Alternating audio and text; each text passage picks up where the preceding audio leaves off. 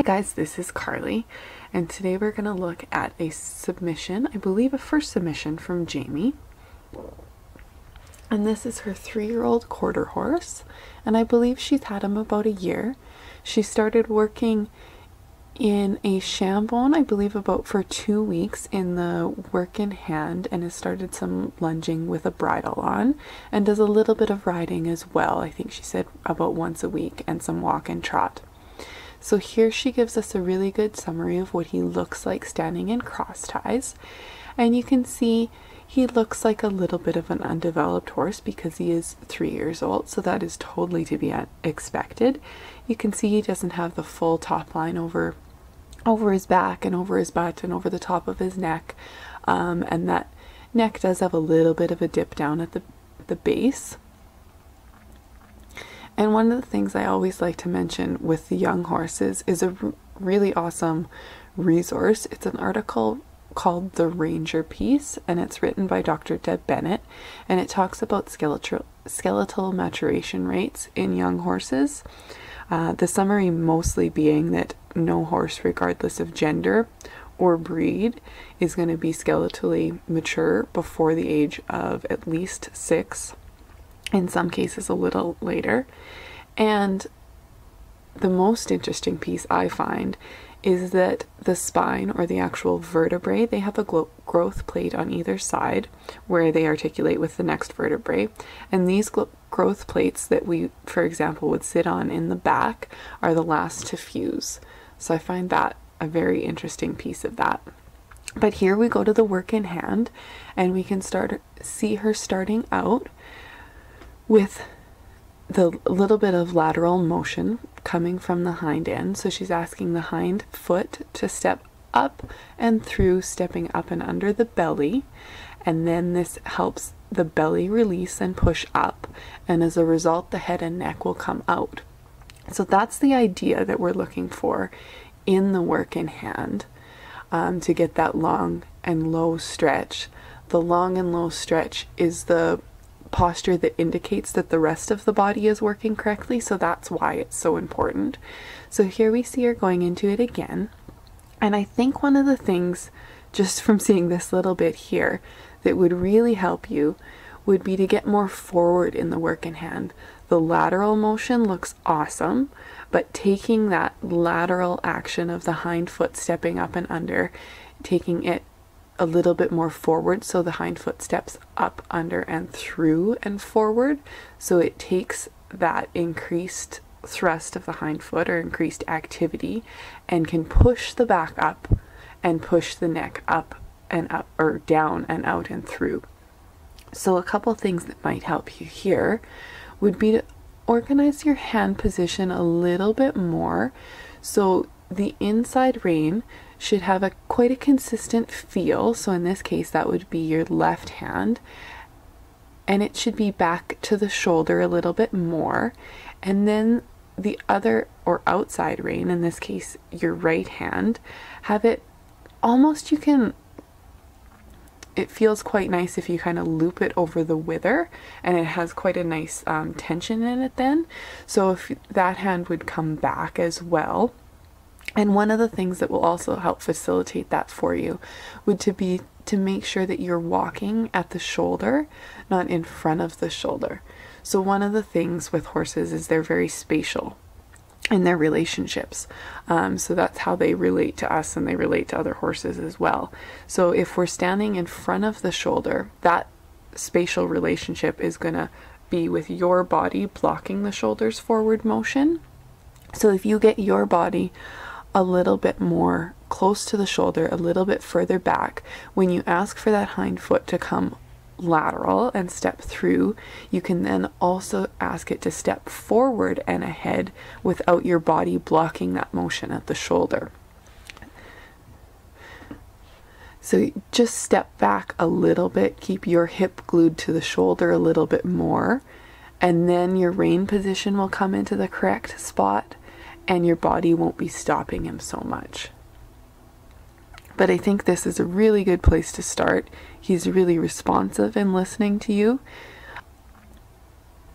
and he is stepping quite lateral nicely. So there you get a little bit more flow. I quite like that. Your body's still a little bit ahead of where ideally I think it could be, and then you wouldn't lose them right there.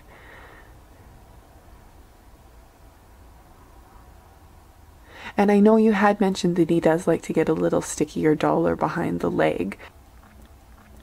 And I think just your body positioning will fix that right here. So here it looks way better, but I think because you have the wall to kind of funnel that energy and push it a little bit forward for you, that's kind of what's helping you there. So you'll continue to get that feel if you just change your body positioning to a little bit more rearward.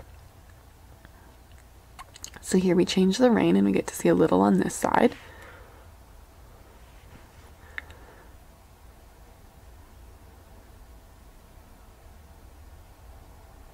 So here I think it's going quite well as well on this side. Just the body positioning in front of his shoulder there is what looks like it's stopping him up to me. So just really focus on getting in that good position. And when you do get in a good position by the shoulder, you'll feel more connected to them. Like you feel like you're in a position as if you're lunging, or as if you're in the same spot as if you're riding them, so that everything makes sense between the work in hand, the lunging, and the riding. It's all the same thing, and it translates for them between the three things so that they can learn one skill in the work in hand and then easily transfer it over into the lunging or into the riding, so that it all really makes sense for them. And here we go into the lunging, and he's 3 years old, so it looks like you're just letting him canter on for a moment, which I find totally fine. Sometimes that just needs to happen. The only thing I would say is to do as little of it as possible, but sometimes you need to just let them canter for just a moment, and then they'll settle back both mentally and physically into that quieter gait, so you can actually begin to get your real work done.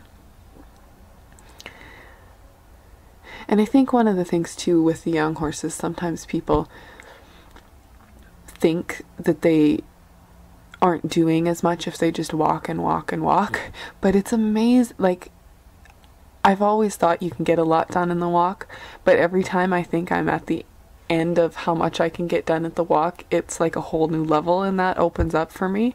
And there's a whole new aspect of what I can get done at the walk, or how many things that I need to work in the walk. So never underestimate that. It seems to be an unending bit of a process there. So here we see him come back down into a trot, and he looks quite lovely in the trot. I think this frame is kind of where you need to head in the work in hand. If you can get this open and long and length of a frame in the work in hand, that would be absolutely ideal. And he does look quite relaxed here and calm, so if you could bring him back into the walk when next time you're working him, or after you see this, that would be even better, I think.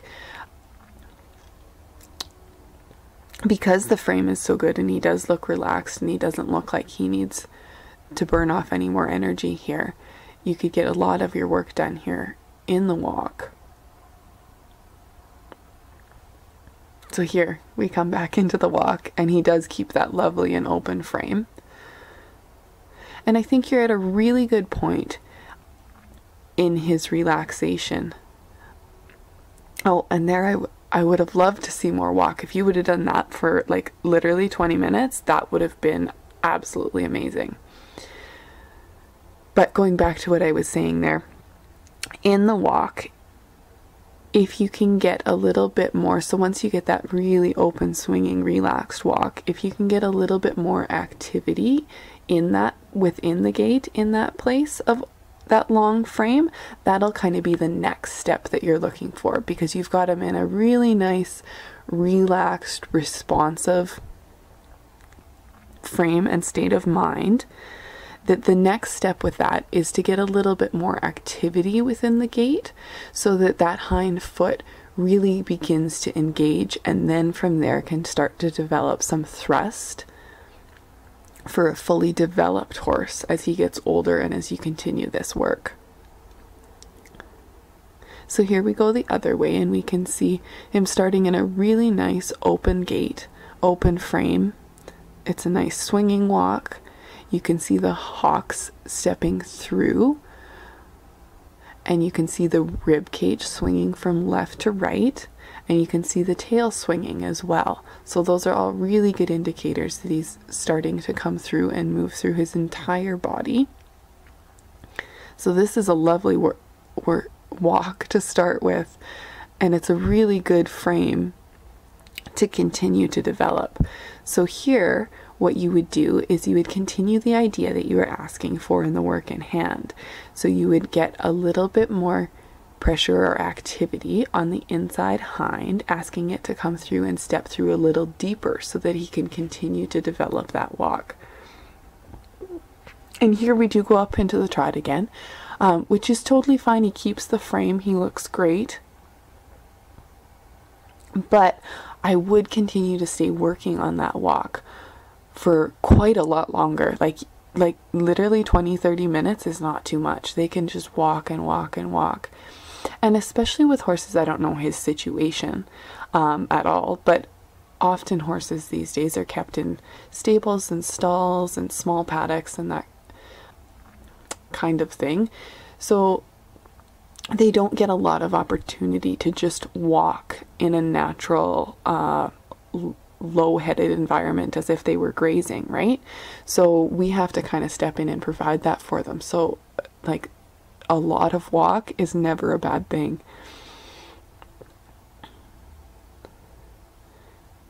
So here the trot looks lovely. He does come up every once in a while, but just pushing forward through there is just going to be what gets him down again, and he comes lovely through there. So these are always so nice to watch.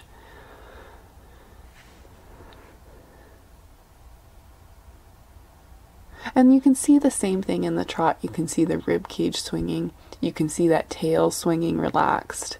You can see that lower line of the muscle on the neck. You can almost see it move in front of the shoulder, so you can really see it's turned off and relaxed. And then that top line, that upper portion of the neck and the back behind the wither and the muscle over his butt and on the back side of his leg starts to light up and work.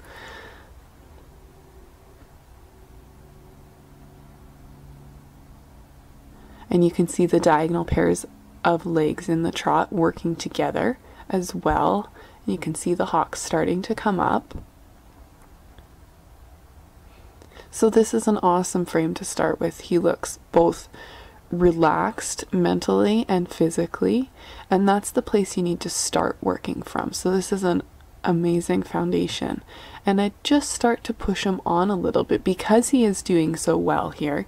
You can kind of continue that and just ask him to come just a little bit more through and a little bit more forward because you have the foundation of relaxation to work with.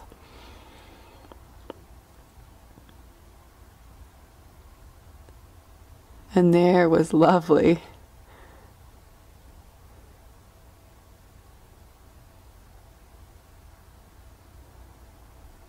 And you can see here he comes up just a touch in the walk. He had a little bit more depth of stretch in the trot, and I think it was your insistence on the activity of him going forward helped you in the trot, and in the walk he likes to get a little bit slower and a little bit behind the leg.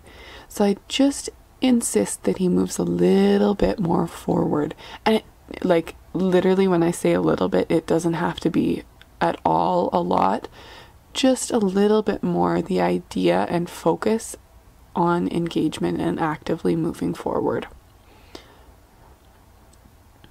And one of the things that I also find true is that as they get to this stage and become relaxed, and then the next phase is they start to gain a little bit more muscle and a little bit more strength in this posture and begin to carry themselves a little bit, they do naturally become a little bit more forward because they do have that extra muscle, and they do find it easier to come through at that point. So I think that's probably one of the things you're going to find. as well as with a 3-year-old, their mind can be a little bit unfocused. So that will limit the amount of forward they can sometimes have, because their mind wanders and then they get a little distracted on other things.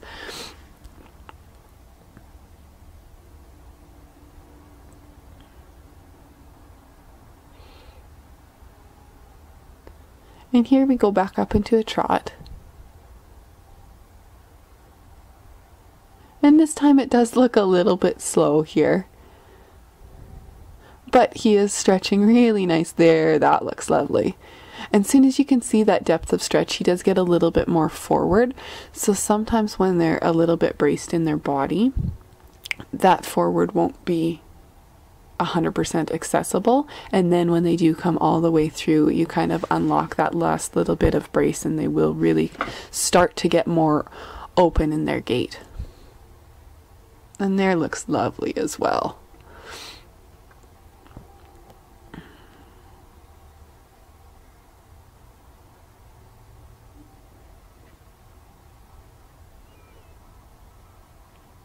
And one of the things that you can try and play with, if you would like, is, I like the size of circle that you're lunging them on. I think that's great. The bigger the circle, the better.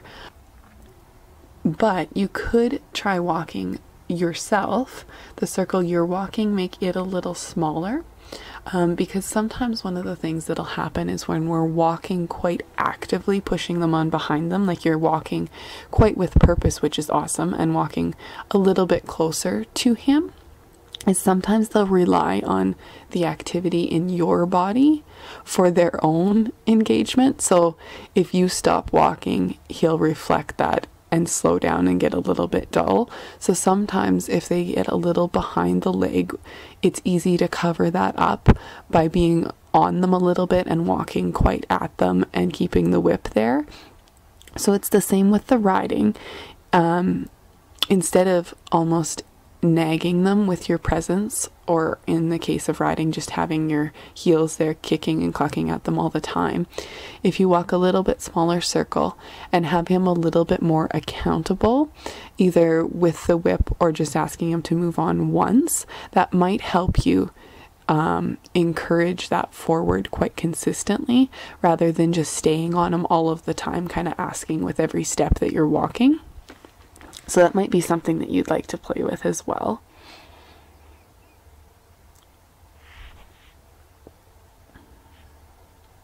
So that trot work all looked really quite nice. He was forward, that long open frame. I'd just really mostly like to see more walk work, and you'll really be able to finesse your feel, not getting too far ahead of him, making sure he's accountable to going forward and having activity in his body. So here we go into the riding. And I think one of the things, even just within this first long side here, that is immediately noticeable to me is that he looks way more unbalanced with a rider on him. So that kind of says that he's doesn't quite have enough strength or balance in his own body yet to do a lot with the riding.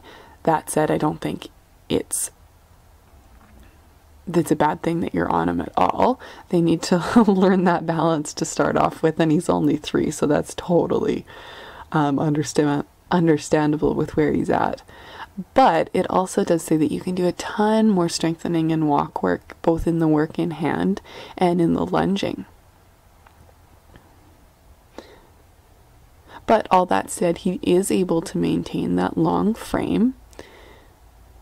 The neck does come out and long. The hind feet look a little bit more sticky, just with the fact that you're up on them. So that'll just come with time and a lot of walk work.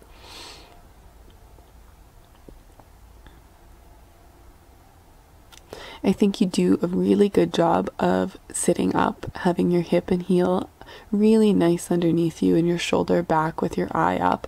I think that all looks really great, because sometimes, especially with the young ones, And when you're working in the long frame, it's a little easy to get sucked into leaning forward on them and getting a little bit too ahead of the motion, but I think you do a really good job of sitting up and sitting back and waiting for that contact to come up and through. So here we go into a little bit of trot work, and you can see him. You had mentioned in your little note or description that he does like to get a little bit inconsistent, and I think the inconsistency here that you're feeling is just that lack of balance and lack of strength. So I don't know that I'd do too much trotting under saddle, because he does get more inconsistent here, and I'm sure that's what you're feeling, and I think it's just that lack of strength and lack of balance. And it really, I know I mentioned it before, but it really is amazing how much you can do in the walk.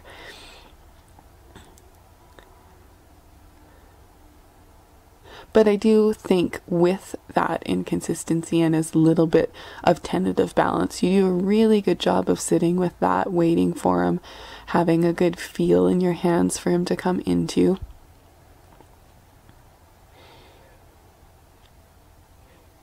And it's also lovely how you've kept him on a circle the whole time. That is really helpful in this work, as well as with the young horses. Not creating too small of turns or straight lines that they can get a little unfocused on. Just keeping them on that nice big open circle. And there he starts to come through lovely.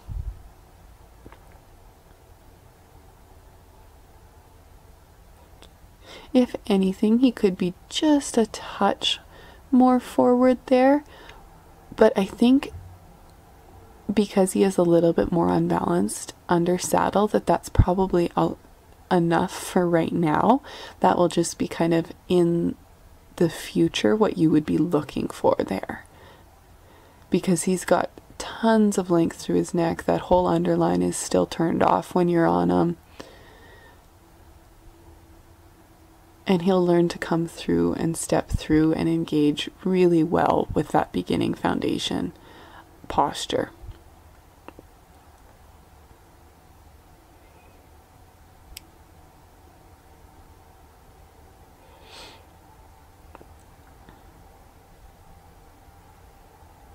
And here we go back to the walk, and you can see that he's a little bit wiggly, he's a little bit green. I mean, he is a 3-year-old, so to be expected. But lots of walk work will really just kind of clean all that up.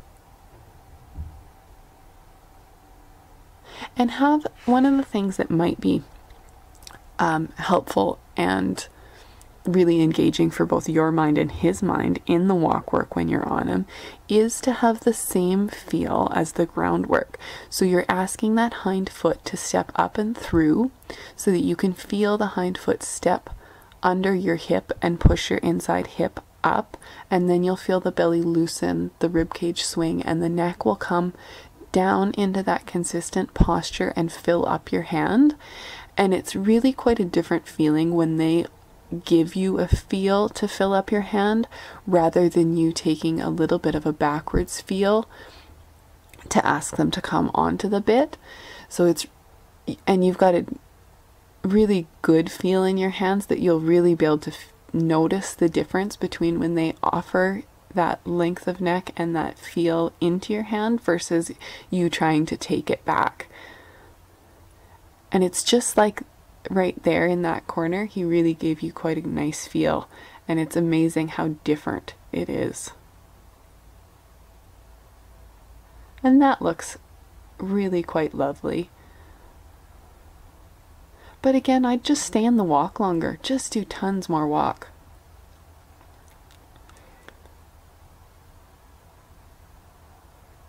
But that there really does look good. And that's going to be an amazing place for him to start as his foundation.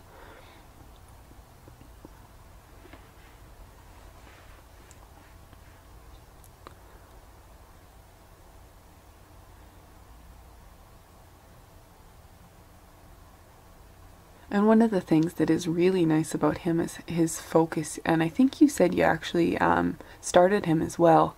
So I think you've done a really good job in bringing his mental focus to you and keeping him engaged in the work and happy, which has to be the main goal for all of us, is having our horses happy. And the only just tiny little thing there that I would mention is when you do turn, like reverse your direction, I'd probably do it across the diagonal, like the full length of the arena, or do a little bit bigger change in the circle so that he doesn't get stopped up in the walk there. So here we can see that little bit of inconsistency again, and I think what will help you here is that the idea of focusing on what you did in the groundwork. So having that inside hind come through, you can feel it come up under your hip, fill up the outside rein, and then he'll come down reaching for that contact with a little bit more consistency. And once you have that consistency in your hand, you can begin to ask for a little bit more engagement, activity, and forward, because it'll have somewhere to go into, and you'll have that consistent support in front that he can come fill up your reins, fill up your hand, and meet. And I think that's actually part of why it gets a little bit more consistent for you in the trot, because you're asking for a little bit more engagement and focus. So if you ask for that same level of accountability in the engagement and focus at the walk, I think that consistency will begin to develop for you as well.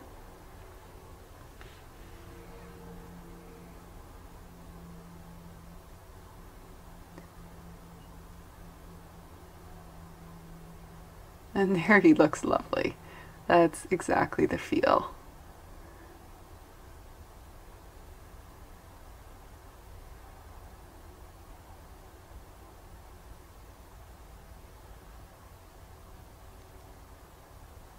And your body looks lovely in how your shoulder stays back, your hand stays quite low and consistent for him.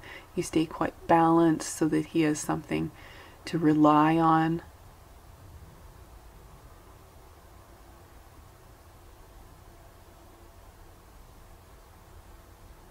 And there it's just nice to watch. You can just watch him go around the circle. He looks happy. Everything looks like it's going well. And I like the downward transition as well. You don't overuse the rein, you just settle back in your body and he comes back to that and responds by just dropping into that lower gait, which is wonderful. And there looks like an absolutely wonderful walk. So there I would kind of memorize that feel that you had going around in that corner and try and get that through all of your walk work. And there again you get to feel it. So that is wonderful. And if you can even memorize the frame that you have here by watching the video and try and replicate that with the work in hand as well, and get him to fill up your hand in the same way that he does here in the work in hand, you'll really start to develop him with the work in hand as well.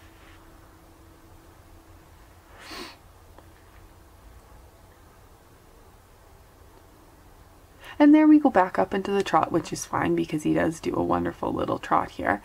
But I would just love to see more walk, because that's where you're going to develop his strength and his balance, and you're going to be amazed at how much he can get out of the walk.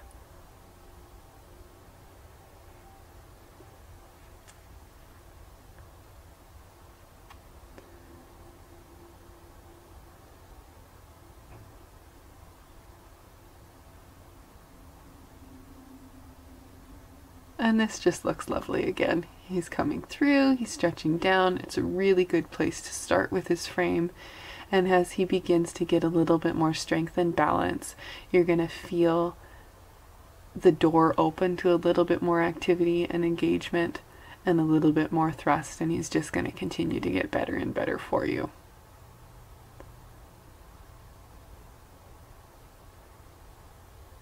So I think we're getting right to the end of her video here, but this was lovely. It was awesome to watch, and he looks like a wonderful little horse.